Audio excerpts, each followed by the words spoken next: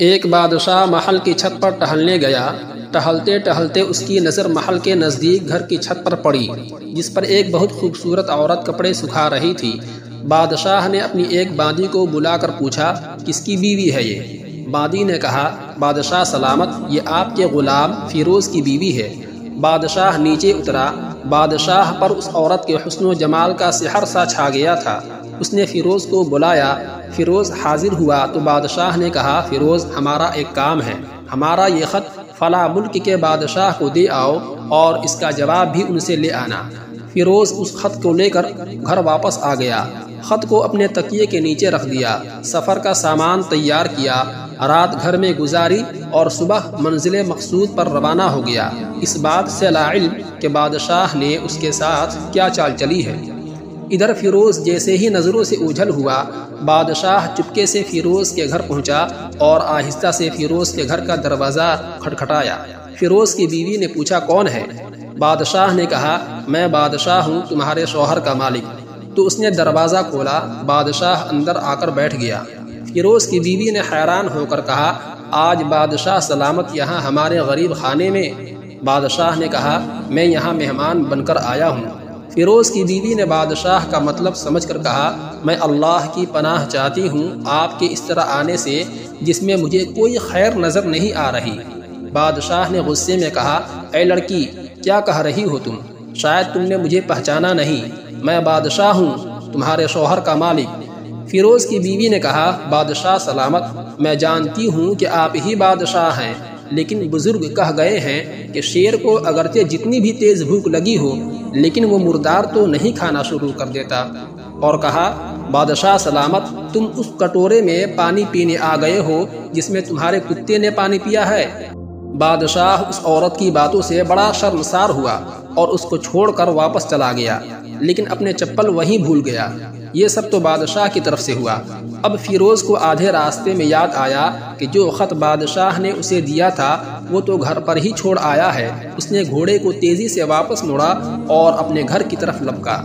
فیروز اپنے گھر پہنچا تو تکیے کے نیچے سے خط نکالتے وقت اس کی نظر پلنگ کے نیچے پڑے بادشاہ کے نعال یعنی چپل پر پڑی، جو جلدی میں بھول گیا تھا۔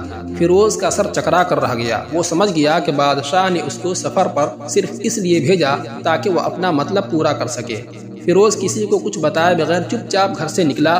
خط لے کر وہ چل پڑا اور کام ختم کرنے کے بعد بادشاہ کے پاس واپس آیا تو بادشاہ نے انعام کے طور پر اسے 100 دینار دیے۔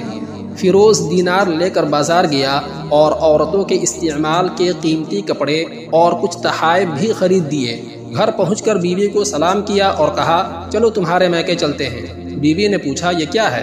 شوہر نے کہا، بادشاہ نے انعام دیا ہے اور میں چاہتا ہوں کہ یہ پہن کر اپنے گھر والوں کو بھی دکھاؤ۔ بیوی نے کہا، جیسے آپ چاہیں۔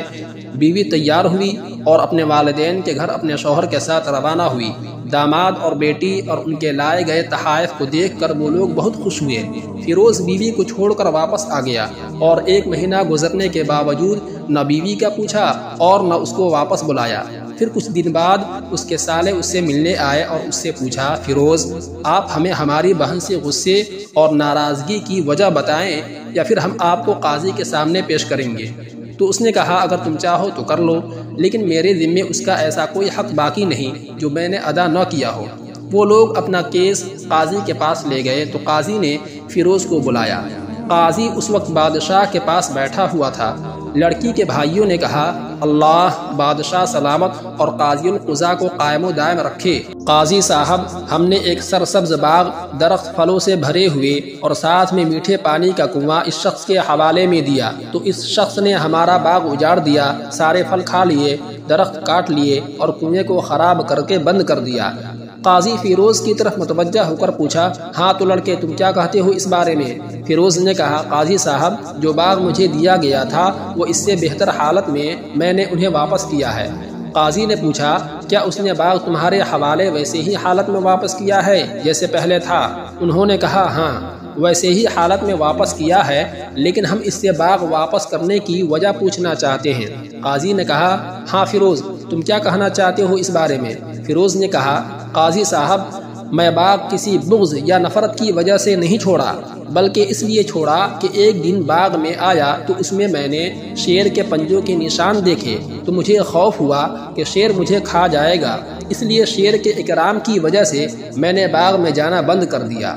بادشاہ جو ٹیک لگائے یہ سب کچھ سن رہا تھا اور اٹھ کر بیٹھ گیا اور کہا، فیروز اپنے باغ کی طرف امن اور مطمئن ہو کر جاؤ، واللہ اس میں کوئی شک نہیں کہ شیر تمہارے باغ آیا تھا، لیکن وہ وہاں پر نہ تو کوئی اثر چھوڑ سکا، نہ کوئی پتا توڑ سکا اور نہ ہی کوئی پھل کھا سکا۔ وہ وہاں پر تھوڑی دیر رہا اور مایوس ہو کر لوٹ گیا، اور خدا کی قسم میں نے کبھی تمہارے جیسے باغ کے گرد لگے مضبوط دیواریں نہیں دیکھی۔